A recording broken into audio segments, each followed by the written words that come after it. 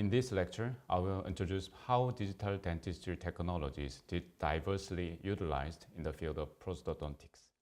The sequence of this lecture will cover understanding the digital workflow and the effective use of intraoral scanners. As the first lecture, I will examine how digital is applied in dental clinics. One more thing that I want to tell you is that to talk about my clinical life, whenever an intraoral scanner was introduced, dentists from various countries have visited.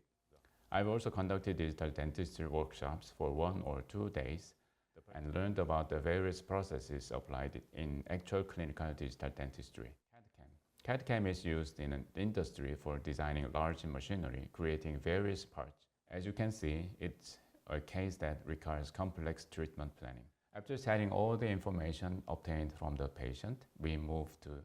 However, there are still many considerations when introducing expensive. The accuracy of the intraoral scanner is important. The next important thing I will discuss is these days, the discrepancy between virtual planning and manufactured denture is decreasing. Through copy and paste, the design for the definitive denture can include the complex dentures with metal frameworks can be easily made through